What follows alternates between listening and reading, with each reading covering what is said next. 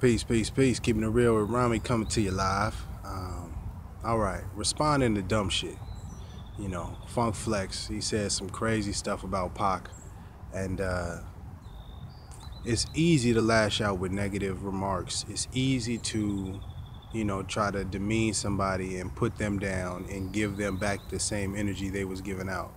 Um, well, we can't put out fire with fire, and I'll put it on myself. I'll give you an example. When I was younger, uh, I worked at FedEx, and we was having this debate. It was a bunch of us, and it was this OG Jamaican dude in the group, and we was having this debate about what's the biggest sport in the world, or what's the top sport in the world. And I jumped out there. It's football. And he was like, that's cool and all. I can't do the Jamaican accents, but he was like, it's cool and all, but it's really soccer is the biggest sport around. Um, and in my ignorance, this is like when I was 19. Uh, I'm like, are you crazy? Look at the Super Bowl. Look at the all the bowl games. It's way. What did I say? Texas. I said, look at Texas Stadium. Look at the University of Tennessee. They got 100,000 people there going to their college games. Blah blah blah. I'm just rambling off, and he said, yeah, that's cool. He said, I want you to go home and look up soccer stadiums. And so we ended the debate right there. And when I got home, hit the net, looked up some soccer stadiums, and realized soccer is actually the biggest sport in the world. And I had to eat that humble pie.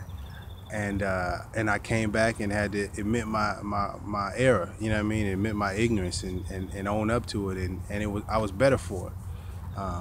But he coulda just clowned me, you know what I mean. He coulda came with a lot of disrespect, and it wouldn't have helped anything.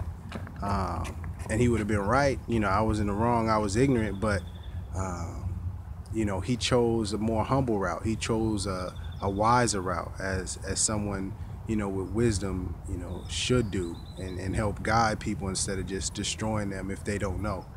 And so with Funk Flex, it's easy to respond with negativity, but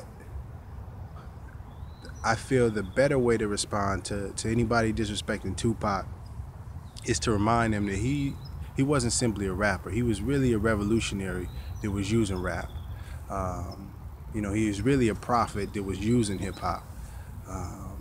And I encourage you to go look up, his interview from when he was 17. Look up his last interview ever.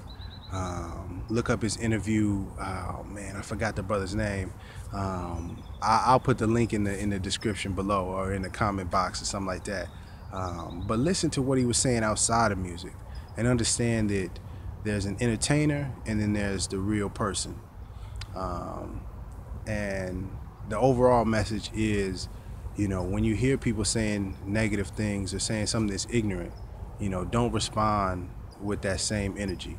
When you hear somebody talking about Moors, don't respond with negative energy. Do your best to enlighten them. And if they don't want to learn, let them go their way and you go your way. And I feel like that's the best or the most effective way, because you can't put out fire with fire. That's the simplest way I can put it. Martin Luther King said something similar. I think it was hate can't cure hate, only love can cure hate, or something like that. That's all I got for today. I'm kind of tired. Well, I'm actually not tired. Exhausted from running, but it's a beautiful day. Birds are chirping. Friday. Much love to you. Keep shining.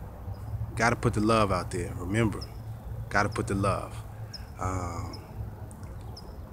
And be humble. Gotta be humble too. Peace.